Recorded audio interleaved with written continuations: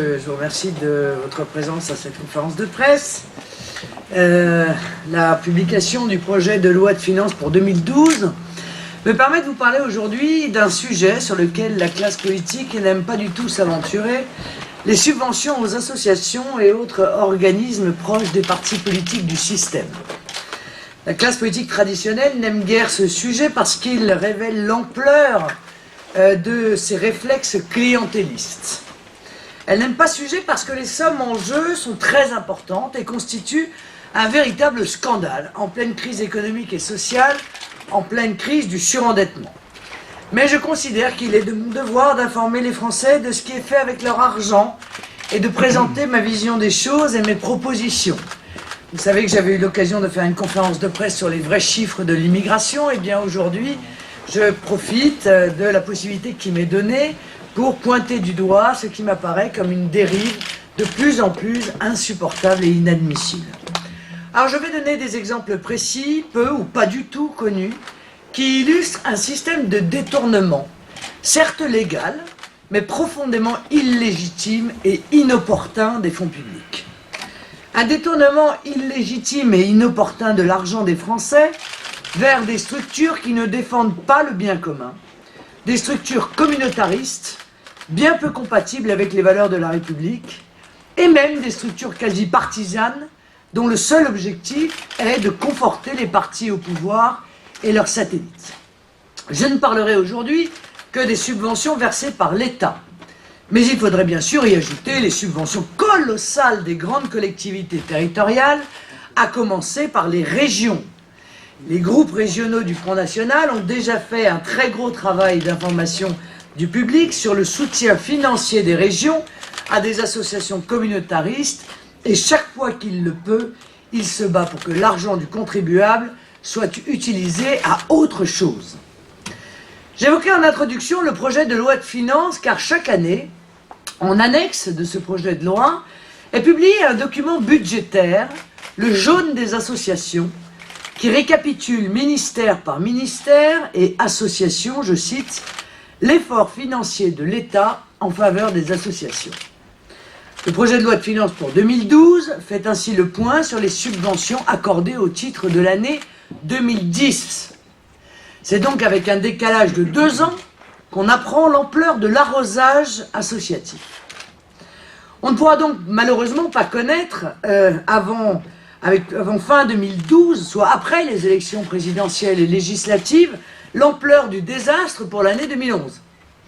C'est en soi très anormal d'ailleurs que les parlementaires et les Français n'aient pas un accès plus rapide à des données aussi essentielles. En outre, il faut faire l'effort d'aller fouiller dans les documents, parce que c'est réparti en plusieurs tomes, pour espérer trouver des informations pourtant, je le crois, très utiles au débat public. Eh bien, nous avons fait ce travail que la dispersion sûrement volontaire des données ne facilite pas. Le premier élément qui choquera est l'augmentation très importante des sommes distribuées par l'État.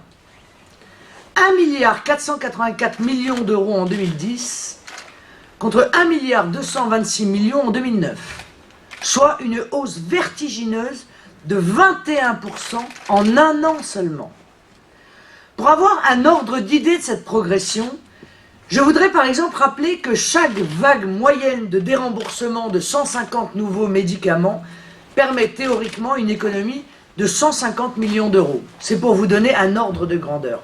150 millions d'euros, c'est donc largement moins que l'augmentation des subventions de l'État aux associations entre 2009 et 2010, supérieure, elle, à 250 millions d'euros.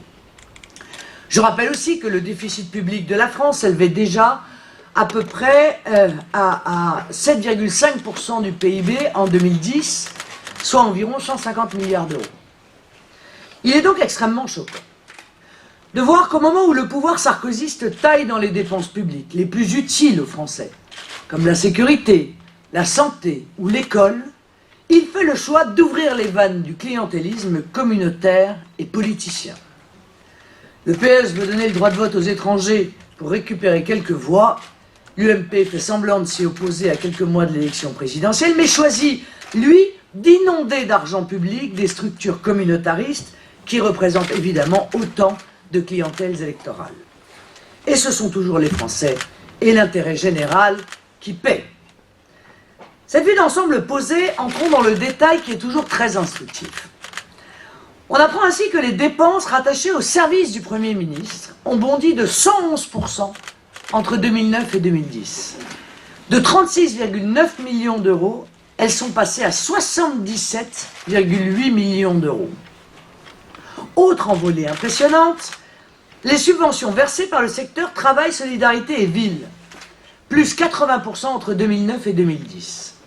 De 20,7 millions d'euros en 2009, elles ont atteint 37,5 millions en 2010.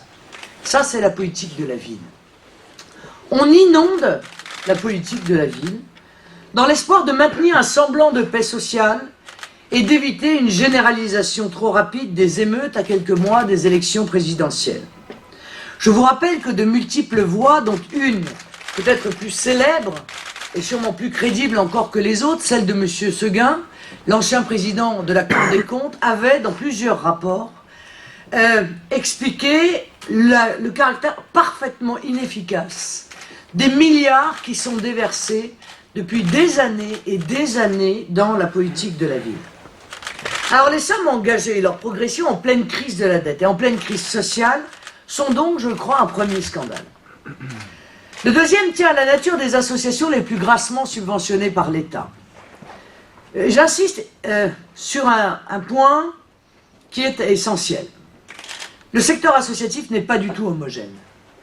Il y a des associations qui ont une vraie réalité, une vie active, qui jouent un rôle utile dans la vie de la nation et qui méritent à ce titre d'être soutenues.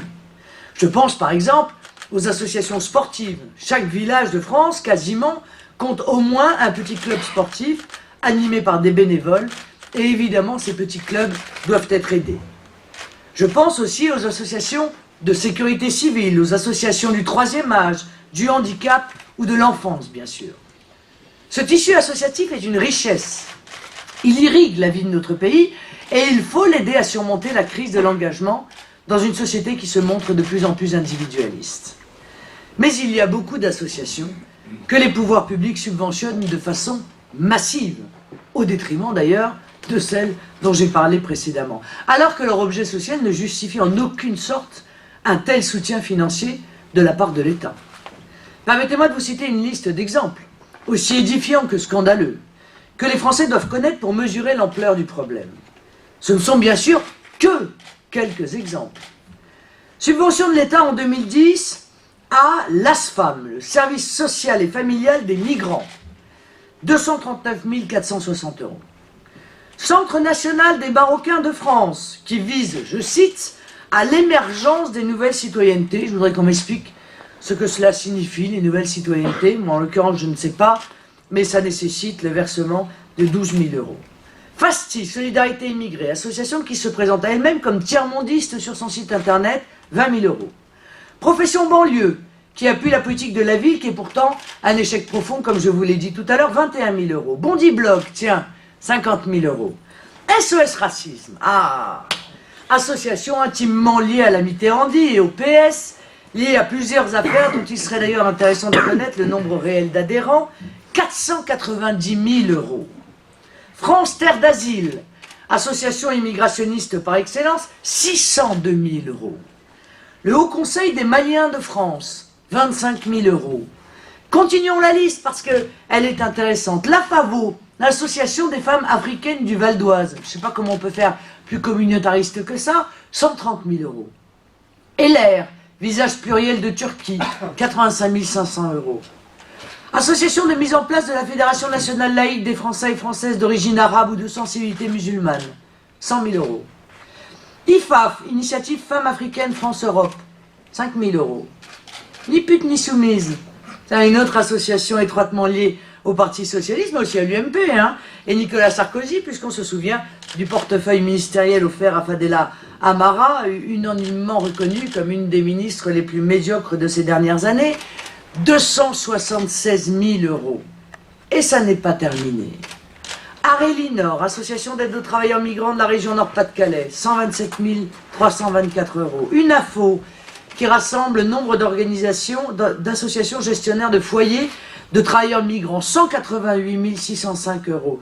L'ANAFE, assistance aux frontières pour les étrangers, qui vise, je cite, à assurer une présence effective auprès des étrangers non admis aux frontières, 5 000 €.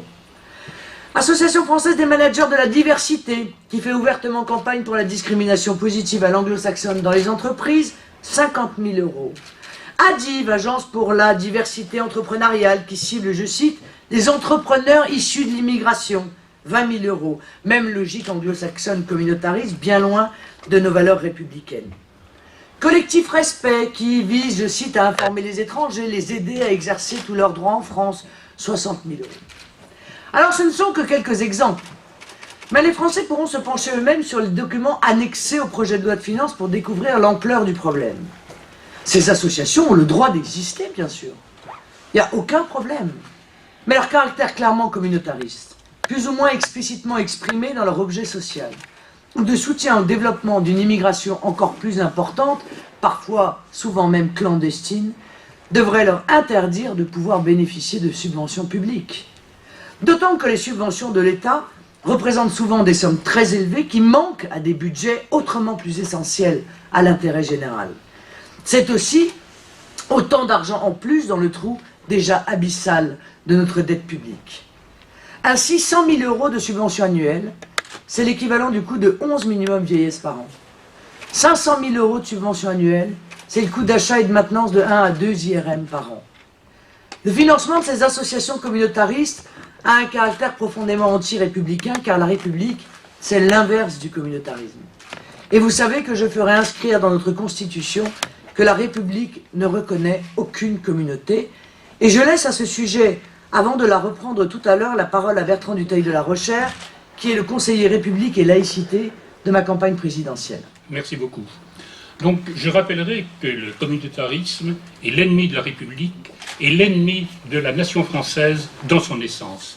Et j'en veux pour preuve l'article 3 de la Déclaration des droits de l'homme et du citoyen d'août 1789, qui stipule le principe de toute souveraineté réside essentiellement dans la nation. Nul corps, nul individu ne peut exercer d'autorité qui n'en émane expressément. Il faut replacer bien évidemment ce texte dans son contexte, c'est celui de 1789. Les constituants étaient persuadés que le corps de la noblesse descendait des vainqueurs francs, alors que le tiers-état descendait des vaincus gallo-romains.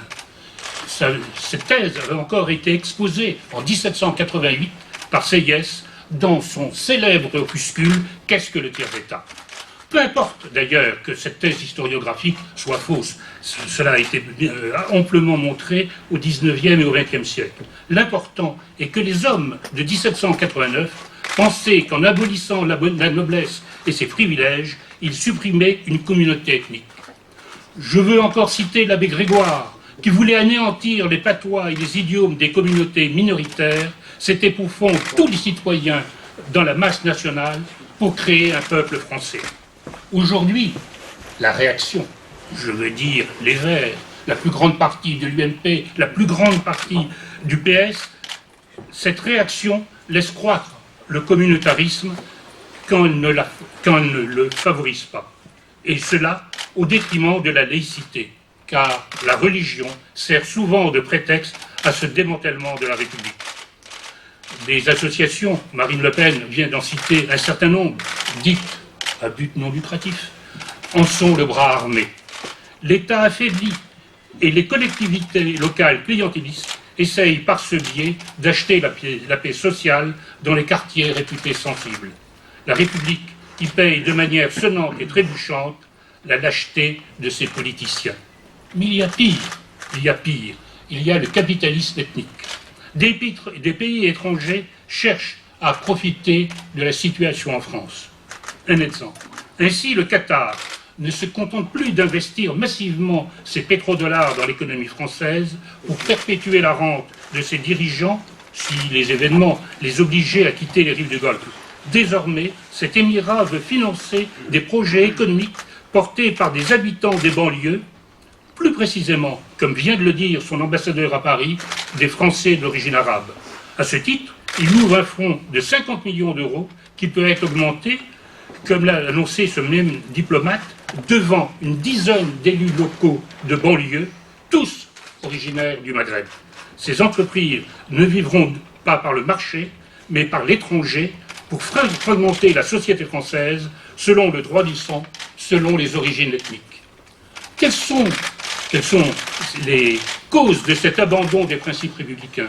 D'abord, l'influence culturelle des États-Unis, qui ont cherché en vain, avec le multiculturalisme et la discrimination positive, à surmonter l'exclusion des Noirs, exclusion consubstantielle à leur nation.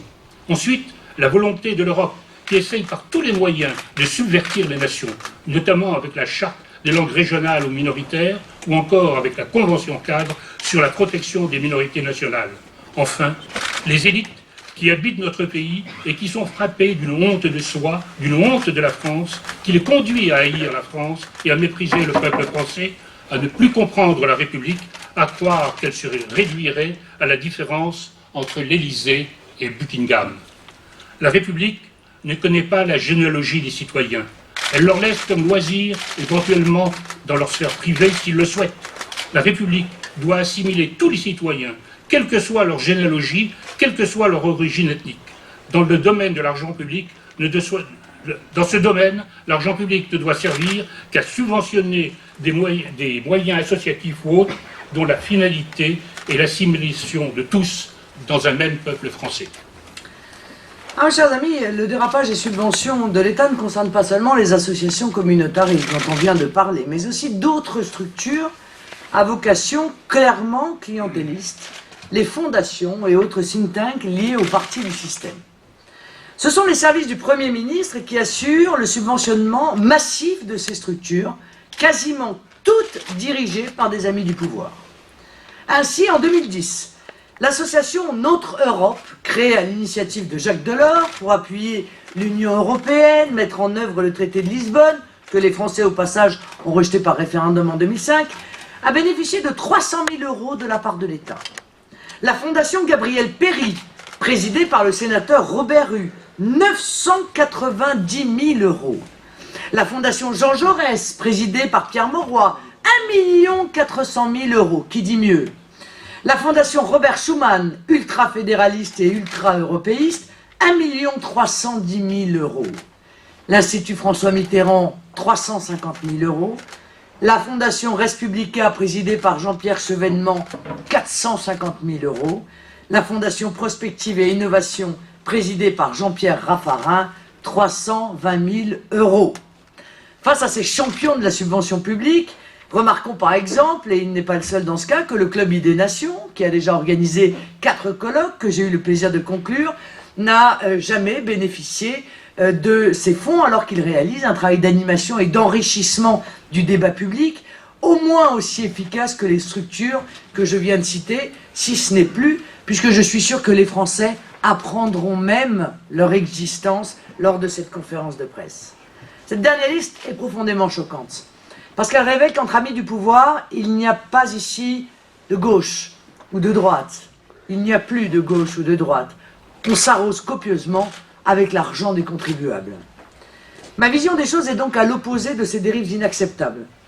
Il faut séparer dans le secteur associatif les associations d'intérêt général, qui ont vocation à être soutenues si elles font la preuve d'une vie associative réelle et démocratique, et les associations communautaristes qui peuvent exister, mais ne doivent pas pouvoir prétendre à l'argent public. L'État ainsi peut et doit économiser plusieurs centaines de millions d'euros chaque année en ciblant mieux et selon des critères clairement républicains les structures qu'il soutient. Mon objectif est d'atteindre 500 millions d'euros par an d'économie. Il faut en outre fixer une règle pour mettre fin à la loi de la jungle actuelle qui donne l'avantage à ce que j'appelle les mercenaires de la subvention publique. Les petits débrouillards qui savent toujours à quelle porte frapper, quel argument déployer pour bénéficier de toutes les subventions publiques possibles et imaginables à tous les échelons. Vous savez que dans les statuts de ces associations, moi j'ai eu l'occasion de le voir dans les conseils régionaux, il y a des modes. On sait qu'il y a la mode de l'écologie. Alors à un moment donné, on voit des centaines d'associations qui viennent et dont l'objet est de protéger la planète, de réfléchir au développement durable, etc. Et là on est sûr que la machine à cracher les billets se met en route. Et puis avant c'était la lutte contre le racisme. on voyait des centaines d'associations dont l'objet était la lutte contre... Et il suffisait qu'il y ait cet élément dans l'objet social pour que la machine à billets crache les subventions. C'est une question, encore une fois, de mode. Eh bien, les services en charge de l'instruction des demandes de subventions, qu'il s'agisse de l'État d'ailleurs ou des collectivités territoriales, doivent avoir l'obligation de vérifier la réalité de la vie associative de la structure qui sollicite de l'argent public. Trop souvent, et nous le voyons au Front National, lorsque nous regardons de près le fonctionnement de ces associations, trop souvent, la vie associative est largement virtuelle. Et il n'est pas rare qu'une collectivité subventionne des associations qui ne comptent pas beaucoup plus de membres que le petit noyau de dirigeants.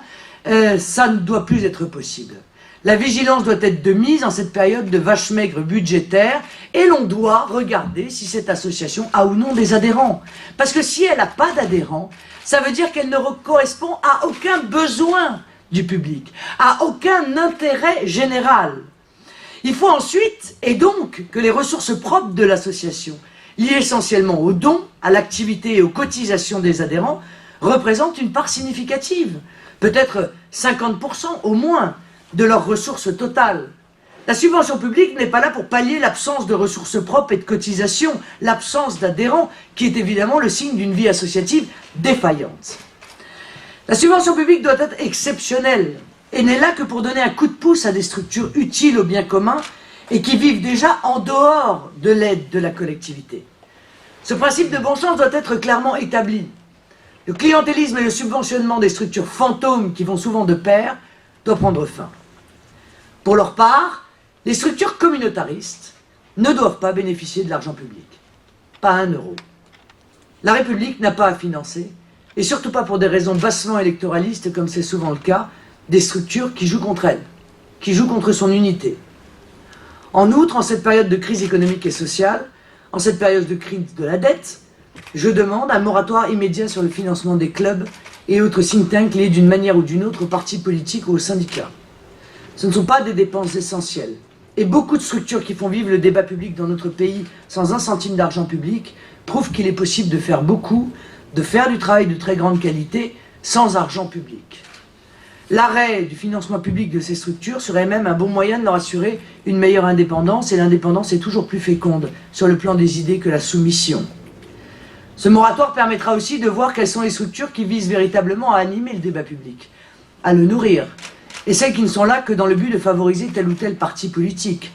Moi, je crois que ce travail de tri sera très salutaire. Je vous rappelle tout de même que l'ensemble de ces structures sont liées à des partis politiques. Or, les partis politiques sont déjà subventionnés par l'État. Par conséquent, voilà qu'il y a un double subventionnement, en quelque sorte. Je voudrais enfin pour une plus grande transparence dans l'attribution des subventions publiques.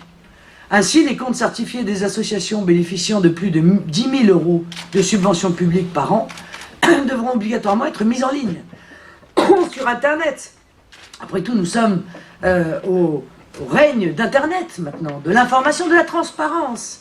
Ainsi d'ailleurs que les éventuels salaires et avantages en frais des dirigeants.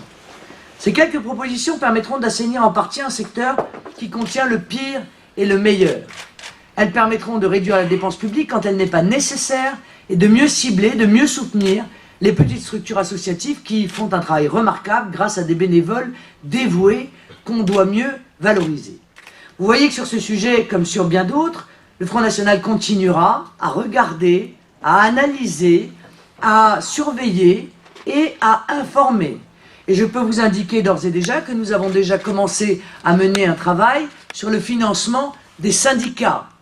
Parce que là encore, il y aura probablement beaucoup d'informations à puiser qui intéresseront sûrement beaucoup, non seulement le grand public, mais également les adhérents de ces syndicats qui, pour l'immense majorité d'entre eux, ne voient jamais le début d'un fifrelin des subventions qui sont là encore largement accordées à ces syndicats qui pourtant, hélas, parce qu'ils ne sont pas libres, ne représentent que 8% de la population française. Donc qu'ils s'apprêtent à transmettre, à publier leur compte. Je sais que un ou deux l'ont fait, les autres sont encore réticents malgré la loi, car nous irons évidemment regarder de près la manière dont ces subventions publiques sont distribuées et gérées. Je vous remercie, je suis à votre disposition pour répondre à vos questions, sur ce sujet ou sur d'autres. Madame Le Pen. Oui. Bonjour. Bonjour. Vous avez noté tout à l'heure que ID Nation n'avait pas touché de subventions, contrairement à d'autres structures qui étaient liées des partis politiques, mais on avait fait la demande. Non mais le problème n'est pas là. Ce que je veux dire, c'est qu'il y a des think tanks qui œuvrent, qui posent des débats, qui animent le débat public, et on n'a pas besoin de subventions pour cela. Donc vous n'avez pas fait de demande. Alors, non seulement on n'a pas fait de demande, mais je crois encore une fois qu'il n'est pas utile de le faire. Je pense que le financement des partis politiques existe, et que la multiplication de ces fondations, de ces think tanks, sont en réalité une manière, une fois de plus, de s'attribuer des subventions dont vous avez vu qu'elles étaient extrêmement lourdes. 1 300 000, 1 500 000, c'est considérable. Hein, je rappelle que c'est 10 millions de francs quand même. Hein. Bon, excusez-moi, je rappelle ça, mais parce qu'il y en a encore qui comptent en francs. Vous voyez, j'en fais partie, donc avec fierté d'ailleurs. Mais tout ça pour dire que il n'y a pas besoin, elles n'ont pas besoin, et surtout en situation de crise et de surendettement et de déficit massif, elles n'ont pas besoin de cet argent public pour pouvoir réfléchir. Après tout, la réflexion, c'est normalement la seule chose qui coûte rien. Hein. Souvenez l'époque lointaine, j'étais toute petite, où on disait en France on n'a pas de pétrole mais on a des idées. Aujourd'hui les idées de la classe politique coûtent beaucoup plus cher que le pétrole. Oui.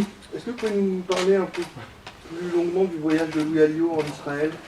Ah, je ne vais pas pouvoir vous en parler très longuement. Louis Alliot est allé en Israël avec Michel Toris, qui va présenter sa candidature dans cette région à l'invitation de Français qui vivent en Israël et qui lui ont demandé de venir pour organiser une réunion, les présenter à un certain nombre de personnes qui réclamaient cette rencontre, qui réclamaient des éclaircissements sur le projet présidentiel qui est le mien. Donc de la même manière que j'ai pu rencontrer des Français de New York ou des Français de Floride, eh bien, Louis a répondu positivement à cette invitation. Qui sont ces Français?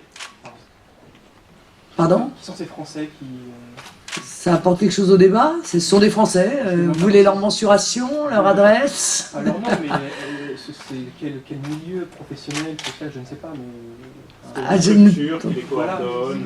Ah bah écoutez, vous lui demanderez quand il rentrera. Hein? Il y a des contacts politiques qui étaient prévus pour lui là-bas. Écoutez, pas à ma connaissance, mais encore une fois, voilà, pas à ma connaissance. Moi, j'en suis resté à cette invitation. Ça ne veut pas dire qu'il n'y aura peut-être pas de contacts qui seront pris sur place. Hein. Je ne peux pas vous le dire. Il faudra l'interroger quand il rentrera. Est-ce qu'il faut faire peut-être un voyage que vous allez faire là-bas? Non, pas particulièrement. Non, le but du voyage était celui que je viens de vous exprimer. Est-ce que vous demandez à ce que les exemples, par exemple, que vous avez pris, Ni Plus Ni Soumise, SOS Racisme, cessent d'être subventionnés? Ah, je pense que lorsque des associations sont clairement communautaristes, et c'est le cas de SOS Racisme, eh bien, il faut évidemment qu'elles cessent d'être subventionnées. Bien sûr, je demande l'arrêt des subventions à SOS Racisme, dont je remarque d'ailleurs que SOS Racisme profite du droit hors du commun que lui a accordé un certain nombre de responsables politiques d'engager des poursuites. Je rappelle que les poursuites sont toujours engagées contre les adversaires politiques de gauche, de la gauche. Jamais à l'égard d'autres personnes. C'est là, à mon avis, un privilège tout à fait exorbitant, et SOS Racisme s'est à de multiples reprises exprimé sur le plan politique. Eh bien, si c'est une association politique, à ce moment-là, elle ne doit pas pouvoir toucher des subventions publiques au titre associatif, mais au titre éventuellement de celui de parti politique. Dans ces cas-là, c'est à eux de se mettre en règle avec la loi. Pourquoi ils sont communautaristes, les racistes? Ah, parce qu'ils font des propositions systématiquement. Je vous rappelle, regardez les procès dans lesquels ils se sont constitués partie civile, ce sont systématiquement des procès où sont victimes des Français étrangers des étrangers ou des Français d'origine étrangère. Systématiquement. Jamais, pas une fois SOS Racisme, pas une fois n'est venu comme se constituer partie civile auprès d'une victime du racisme anti-français ou du racisme anti-blanc. Pourquoi? C'est un racisme, non? Le racisme anti-blanc ou le racisme anti-français est un racisme. Pourquoi ce racisme n'est jamais présent aux côtés de ces victimes? C'est donc bien qu'ils ont une vision profondément communautariste et à ce titre, ils ne doivent pas pouvoir toucher de subventions publiques. En ce moment, on entend beaucoup parler du label Made in France qui s'invite un peu dans la campagne, ces refrains à la mode, qu'est-ce que ça vous inspire? Oh, ça fait bien longtemps nous, que ce refrain-là, nous le chantons aux oreilles de la classe politique qui reste totalement sourde. Bon, ce qui m'amuse, si vous voulez, c'est quand M. Bayrou, entre autres, vient nous expliquer qu'il faut produire français. Parce que M. Bayrou ne peut pas ignorer que la construction européenne qu'il a promue, défendue, votée, en toutes circonstances, interdit de donner une priorité aux entreprises françaises en France. Par conséquent, il est, avec les autres, responsable d'un système économique européiste qui empêche l'État français, qui empêche les collectivités françaises de pouvoir donner une priorité aux entreprises françaises sur le territoire national dans les marchés qui sont passés. C'est ainsi, et j'en donne souvent l'exemple, que Jean-Paul Huchon, président de la région Île-de-France, bloqué par l'interdiction qui lui était faite de pouvoir acheter le parc de voitures du conseil régional auprès de constructeurs français, eh bien, a décidé de ne plus acheter de voitures et de les louer, ce qui lui permettait de détourner en quelque sorte l'interdiction faite par l'Union européenne. Voilà des gens qui abordent les conséquences des causes qu'ils adorent. C'est merveilleux. Ils votent des traités, ils soutiennent des interdictions et en réalité, ils cherchent à les détourner de toutes les manières possibles. C'est encore ce que fait d'ailleurs la région Nord-Pas-de-Calais dans l'affaire de SeaFrance, où comme face à l'interdiction qui a été faite par l'Union européenne d'autoriser la SNCF à recapitaliser SeaFrance, eh bien, la région Nord-Pas-de-Calais essaye de monter une espèce d'opération consistant à acheter un bateau qu'elle relouerait à la SCOP. Enfin bon, voilà, on voit bien, encore une fois, que ces gens sont des incompétents, puisqu'ils n'ont pas vu quelles allaient être les conséquences des règles auxquelles ils se sont soumis et qu'ils ont imposées aux autres, et sont des inconsistants et au passage des irresponsables. Madame Le Pen, est-ce que vous pouvez nous donner un exemple de ce que vous appelez le racisme anti-blanc et anti-français? Ah oui, oui, c'est quand vous vous faites attaquer dans la rue au cri de sale blanche ou de sale français. Oui, oui, il y en a tout le temps, hein, vous savez, aller devant les tribunaux correctionnels. Il y en a un certain nombre d'affaires comme ça, et il y en a même de plus en plus fréquemment. Ça s'appelle du racisme anti-français ou du racisme anti-blanc. Madame Le Pen, je suis journaliste chinois, correspondant de plusieurs médias français. D'abord, je vous remercie de nous présenter la vraie démocratie française.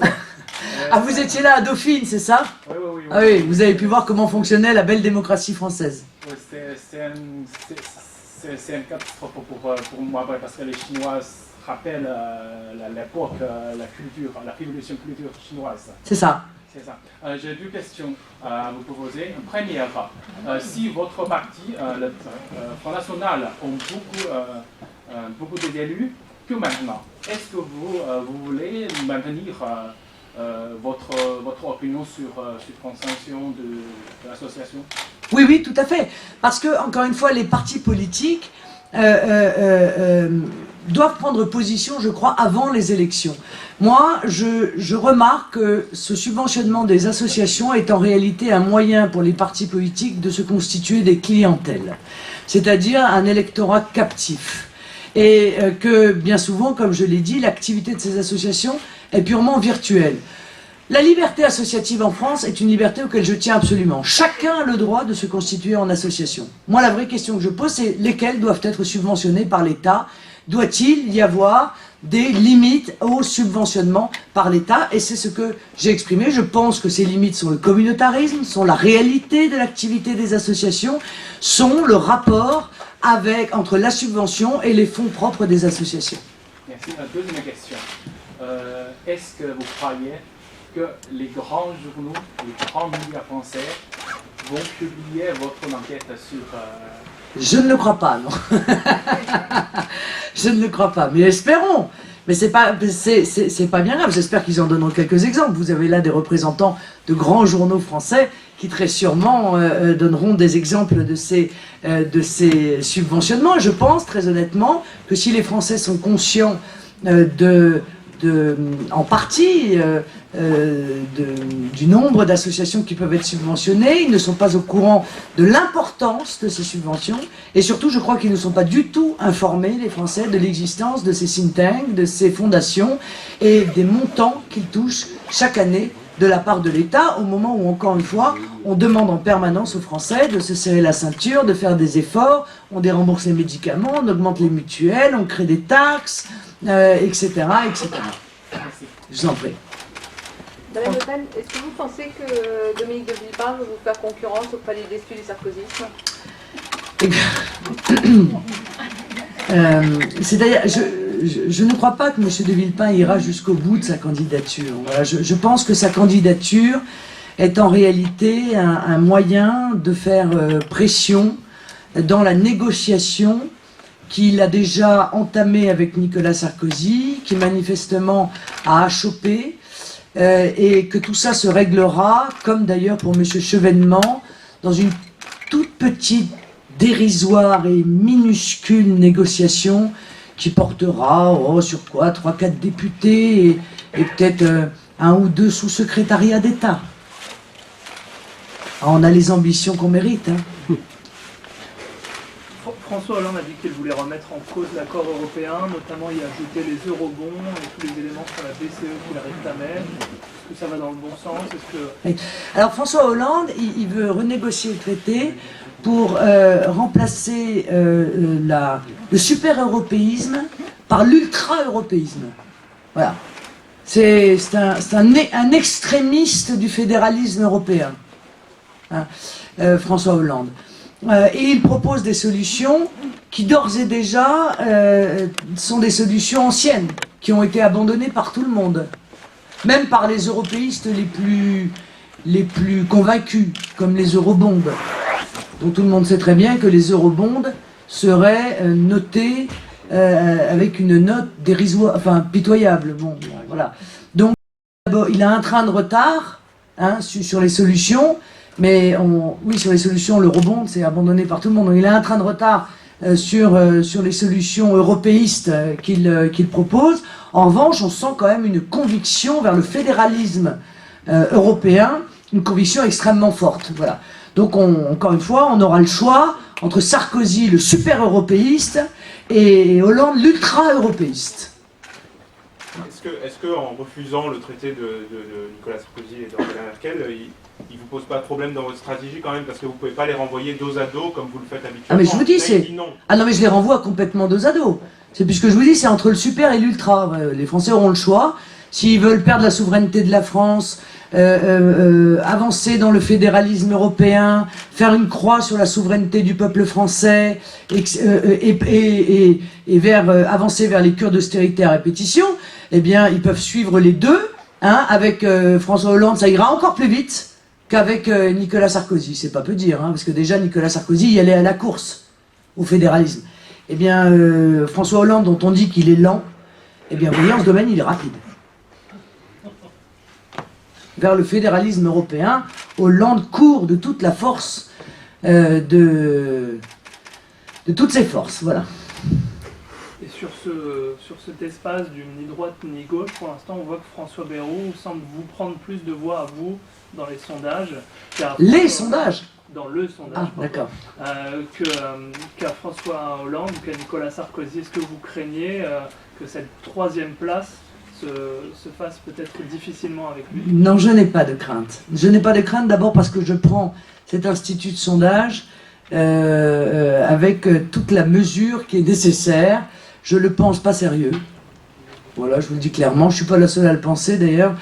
Beaucoup d'observateurs et de professionnels pensent en l'occurrence la même chose. Un institut de sondage qui fait des variations de plus 6, moins 12, plus 15, ça n'existe pas. Alors je sais que c'est plus vendeur que plus 2, moins 1, hein, ça c'est sûr. Mais en l'occurrence, c'est pas crédible. Donc on voit bien qu'il y a derrière ça la volonté de buzzer. Alors le mois dernier, ils avaient mis Sarkozy et Hollande à peu près au même étiage. Oh, ça a buzzé. Puis ce mois-ci, c'est Bayrou et Marine Le Pen, ça a buzzé. Donc demain, je sais pas ce qu'ils vont faire. Je pense que, je sais pas, M. Villepin va prendre 12 points peut-être. Ça va lui faire quelques jours de bonheur avant que l'ensemble des autres sondeurs démontrent qu'en réalité, il n'a pas décollé et que ça va doucher ses espérances. Donc, permettez-moi de regarder quand même les autres instituts plutôt que celui-là qui m'apparaît pas être le plus sérieux. Voilà.